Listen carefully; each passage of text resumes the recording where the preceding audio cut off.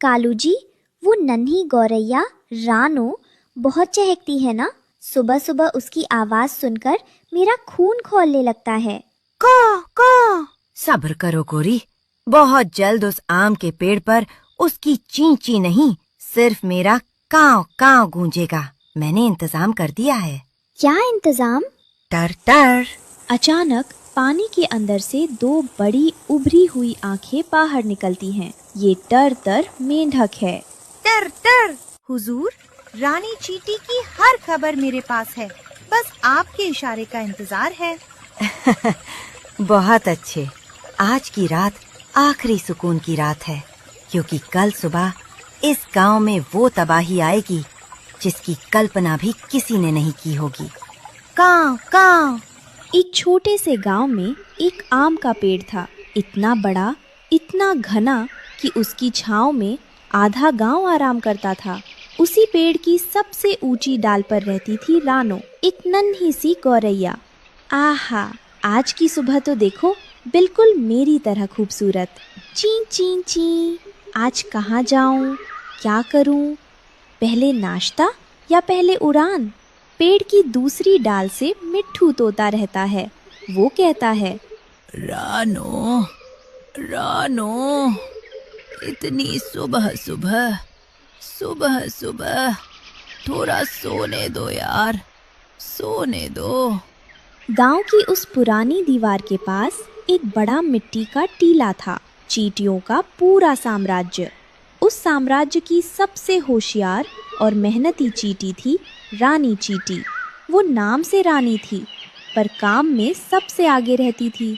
रानो दाना चुगते चुगते चींटियों की कतार पर बैठ जाती है। एक चींटी रानो के पंजे के नीचे दब जाती है।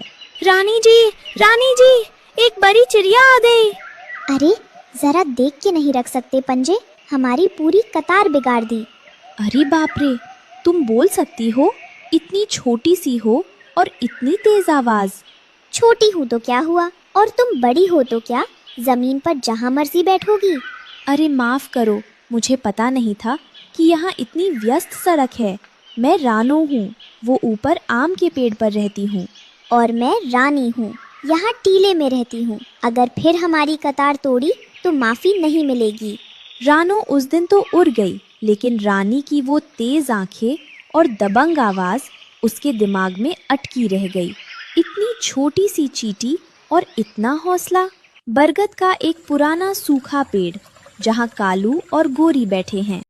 देख रही हो गोरी, ये नन्ही रानो अब इन मामूली चींटियों के साथ दोस्ती गांठ रही है। अगर ये सब मिल गए तो इस गांव पर हमारा दबदबा खत्म हो जाएगा। सही कह रहे हो जी, हमें इस दोस्ती में जहर घोलना होगा। वो टर टर मेंढक कहाँ है, उसे बुलाओ। रानो अगली सुबह फिर उसी जगह आई। इस बार गलती से नहीं, बल्कि जानबूझकर। उसने देखा कि रानी अकेले एक बहुत बड़ा अनाज का दाना खींच रही है, जो उसके वजन से 10 गुना भारी था। अरे रानी, रुको रुको, इतना भारी दाना अकेले? मैं मदद करूं? नहीं चाहिए मदद, हम चींटियां अपना काम खुद करती हैं। अरे यार, मदद लेना कमजोरी नहीं होती। रानो चोंच से दाना उठाकर रानी के टीले के दरवाजे के पास रख देती है। शुक्रिया। अब बताओ, तुम्हारे अंदर इतनी ताकत कहाँ से आती है? हम चींटियां अकेले नहीं सोचती, पूरी बस्ती के लिए सोचती हैं। यही हमारी ताकत है। वाह, मैंने तो कभी किसी के लिए नहीं सोचा, बस अपनी मस्ती में रहती हूँ। नीलू नीलकंठ इस पेड़ के सबसे बुजुर्ग थे। उनकी नीली हरी चमकती पंख पूरे गांव में मशहूर थी। वो कम बोलते थे, पर जब बोलते थे सब सुनते थे। रानो उनके पास जाती है। नीलू दादा, एक बात पूछूं? पूछो। क्या एक चींटी और चिड़िया की दोस्ती हो सकती है? रानो, दोस्ती का कोई आकार नहीं होता। मैंने अपनी जिंदगी में देखा है, सबसे मजबूत रिश्ते वहाँ बनते हैं जहाँ दो लोग एक दूसरे से बिल्कुल अलग होते हैं। एक की कमजोरी दूसरे की ताकत होती है। तो मैं रानी से दोस्ती करूं? तुमने तो पहले से कर ली है, बस अभी उसे नाम नहीं दिया। नीलू दादा की बात रानो के दिल में उतर गई। उसने उसी शाम रानी से मिलने का फैसला किया। अगले दिन रानो, चिड़िया और रानी ने पूरा दिन साथ बिताया। ये अजीब जोड़ी थी, एक आसमान में एक जमीन पर दोनों की बातें कभी रुकती नहीं थी। रानी, तुमने कभी उड़ने की इच्छा नहीं हुई? हुई ना, जब बारिश आती है और हमारी बाम्बी में पानी घुस जाता है तब लगता है काश पंख होते।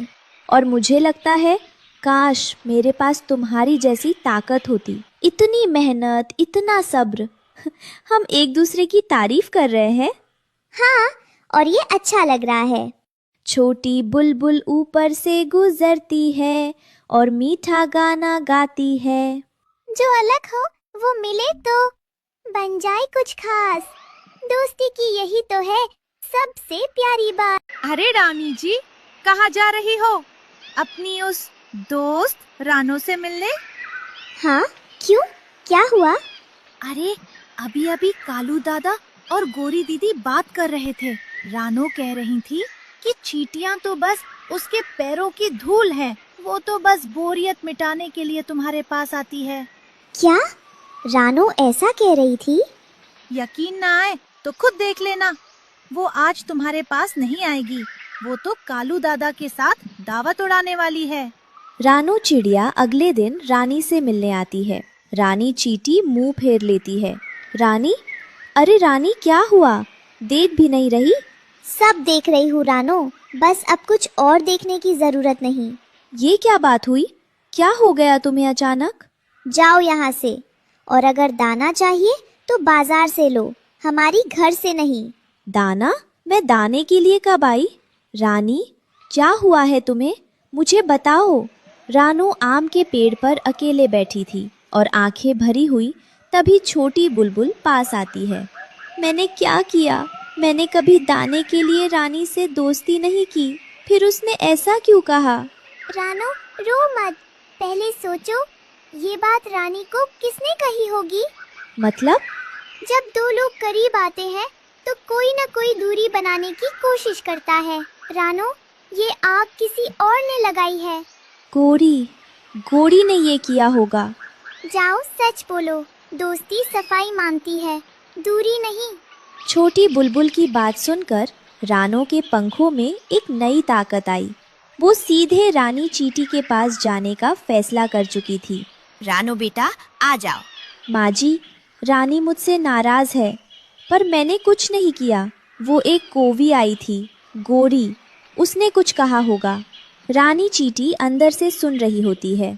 रानी, मुझे दाने से क्या लेना देना? मैं पूरे गांव में उड़ती हूँ, कहीं से भी दाना चुग सकती हूँ। मैं तुम्हारे पास इसलिए आती हूँ क्योंकि तुम्हारे साथ वक्त अच्छा लगता है, तुम्हारी बातें सुनना अच्छा लगता है। अगर ये दोस्ती नहीं है तो मुझे नहीं पता दोस्ती क्या होती है।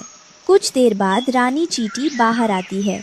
मुझे माफ करो रानो, मैंने तुम पर भरोसा नहीं किया। और मुझे माफ करो कि मैं पहले नहीं आई। दोनों की आंखें भरी थी पर दिल हल्के हो गए थे। सच्ची दोस्ती टूटती नहीं, बस कभी कभी परीक्षा देती है। रानो, तुम इस मामूली चींटी के साथ, मुझे लगा तुम दोनों दुश्मन बन चुके हो। हाँ रानो, रानी तो कह रही थी कि तुम उसके पैरों की धूल हो।